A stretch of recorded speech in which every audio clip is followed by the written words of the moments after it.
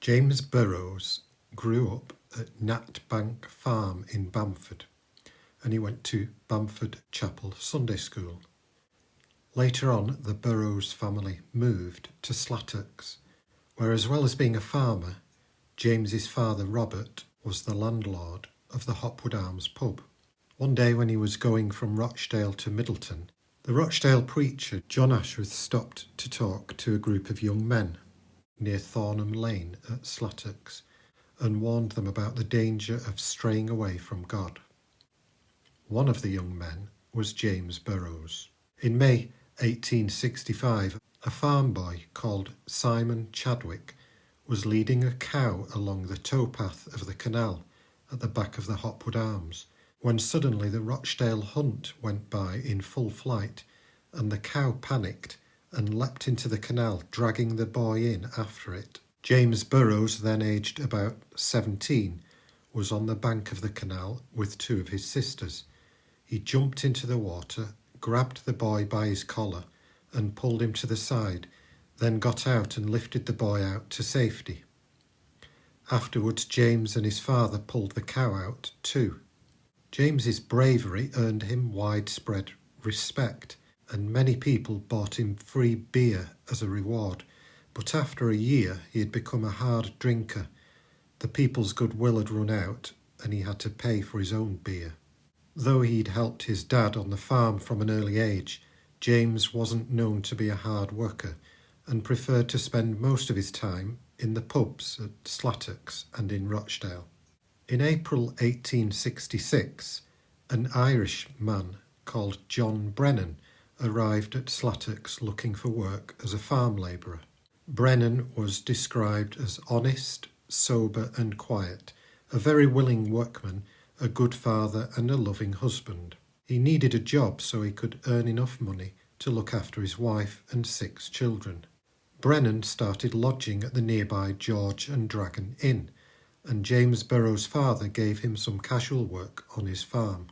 On the morning of Monday the 21st of May 1866, James Burrows went to the Jolly Waggoners, a brew house near the Hopwood Arms, with his friend Henry Clegg, where they stayed drinking until about 3 o'clock.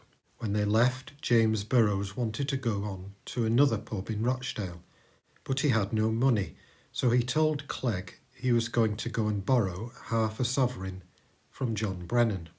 Brennan was ploughing with a horse in the fields opposite the canal. Burrows and Clegg left the Jolly Waggoners and headed over the canal bridge to where Brennan was ploughing. Clegg waited near a clump of trees and watched as James Burrows went up to Brennan, and the two of them went into the cattle shed with the horse. James Burrows came out of the shed 20 minutes later, and Clegg asked him if he'd got what he wanted. Burrows told him he hadn't, and Brennan wouldn't lend him anything. When James Burrows' sister Isabella went into the stable to feed the horse, she found Brennan lying on his back with his head near the manger and his feet towards the wall. His legs were covered with hay, and his face was covered with blood. John Brennan was dead. Meanwhile, James Burrows and Henry Clegg had gone back to the Jolly Waggoners, where a man called Taylor was working. Burrows asked Taylor for some water to wash in, and when Burrows took off his necktie, Taylor noticed there was blood on his collar. The landlady, Alice Chatburn, noticed it too. There was a boiler in the Jolly Waggoners with a furnace underneath it. After he'd had a wash, James Burrows put his necktie and collar into the furnace and burned them. He then told Taylor he had killed John Brennan in the stable. "I'm sure you've never killed him, have you?" Taylor replied. "I have," said Burrows. "What have you killed him with?" Taylor asked. "A crowbar," said Burrows. "I asked Irish Johnny for half a sovereign, but he wouldn't give me nothing, so I let him have it." "You will be found out, Jem," said Taylor. "That's a hanging job." "They can't find the bar," said James, "for I've put it in the hole in the wall, and they can't find it except they pull the wall down." James Burrows asked Taylor to go outside with him and pretend to fight in order to have his nose burst so he could account for the blood on him. So they went outside and fought, but everyone watching could tell it was a sham fight because Burrows didn't even attempt to hit Taylor, while Taylor hit Burrows several times, and the blows he gave were without real force. Henry Clegg said he thought it was the worst fight he'd ever seen. Isabella Burrows came into the Jolly Wagoners to tell her brother she'd found Brennan dead in the stable, and she believed he'd been killed by the horse. James Burrows turned pale as death and went off with his sister to the place where Brennan lay dead. James Burrows' father went to inform the police of Brennan's death. The attending officer said he didn't think Brennan had been killed by a horse. A doctor confirmed Brennan had received 5 heavy blows to the head from a blunt instrument wielded with great force. The police realised Brennan had been murdered and set about looking for the murder weapon. "They think it is murder and I think I'm for it," James Burrows said to Taylor back at the Jolly Wagoners. Burrows didn't sleep at home that night, and that night he and Taylor slept in a haystack opposite the Hopwood Arms. In the morning, one of Burrows' sisters saw him and tried to tell him the police needed to speak to him. He hid around Thornham Lane all that day and stayed the following night in the hayloft. In the morning, the police found James Burrows hiding in the hayloft. They also found the crowbar between a double wall in the stable. The crowbar had blood on it. James Burrows was charged with willful murder, though he said, "I did not do it." James Burrows was now in custody, and there was so much evidence he was committed for trial. The trial lasted 10 to 11 hours. The jury took 15 minutes to make their decision and found James Burrows guilty of murder. The judge pronounced the death sentence. James Burrows was to be executed in Manchester 3 months later. Apparently, while he was first in custody at the New Bailey prison in Salford, James Burrows sang, danced and capered about in his cell, and he demonstrated coarse and vulgar habits and inappropriate behaviour, and was prone to acts of violence. But by the time of the execution, the prison chaplain, Mr. Bagshaw, said he'd never encountered anyone as penitent and heartily sorry for his actions. Burrows was illiterate, but an advisor at the prison called Thomas Wright helped him to learn to read and write.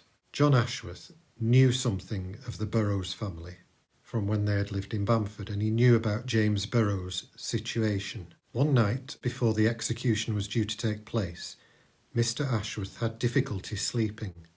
He'd been hoping James Burrows was going to be given a reprieve and was quite anxious about it. In the morning, Mr. Ashworth had a strong conviction to visit James Burrows at the prison. When he arrived there, he joined Mr. Wright and Mr. Bagshaw, and the 3 of them went into James Burrows' cell. James Burrows was sitting on a buffet, reading a hymn book, but when the 3 men went in, he stood up. Mr. Ashworth described 18-year-old Burrows as handsome, healthy and strong, with glossy black hair.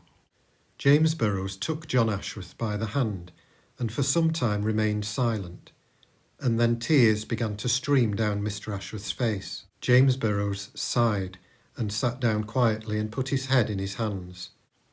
He recalled how he had laughed at Mr. Ashworth years before, when he'd spoken to him and the other young men on Thornham Lane about God and warned them not to stray from God. Now he was going to be hanged for murder, and said he wished he'd taken warning in time. When he spoke, James Burrows apparently had a high and effeminate voice. He sang a hymn, then with his hands clasped and with his eyes fixed on the ceiling, he quoted Psalm 51. "Have mercy on me, O God. Create in me a clean heart, O God, and renew a right spirit within me. Christ Jesus came into the world to save sinners, and what could I do without him?" he said. Then he jumped up and cried out at the top of his voice, "Him that cometh to me I will in no wise cast out." That is the passage for me, for poor James. When I first heard that passage, I grabbed it. Hope came when I first heard that, and I grabbed it. James Burrows had learned to read and write since going to the prison. He wrote his name in the hymn book he had, and gave it to John Ashworth. He expressed his remorse for what he had done. He recognised he was a lost sheep and had been led on by bad companions. According to John Ashworth, on the day of his visit, James Burrows was very calm and humble. Mr. Ashworth prayed with young James, and James asked Mr. Ashworth to warn other young men not to stray from God and get into bad company as he had done. He regretted what he'd done to Brennan and sent his condolences to Brennan's wife and children. James Burrows said, "I could shed tears day and night, but that would not save me. Christ only can save. It is not what man may think, but what God thinks that concerns me now." James Burrows was executed by hanging at the New Bailey in Salford on the 25th of August 1866. 20,000 people gathered to witness the execution, at which apparently even the hangman shed tears. Afterwards, James Burrows was buried at the side of the prison. Several newspaper articles from the time include details of the Slattocks murder, and an account of it can be found in a book called Foul Deeds and Suspicious Deaths in and around Rochdale. John Ashworth went on to publish one of his famous Strange Tales about James Burrows, giving an account of his meeting with the condemned young man, and warning others, as James Burrows had himself requested, not to keep bad company, saying, "He that walketh with wise men shall be wise, but a companion of fools shall be destroyed."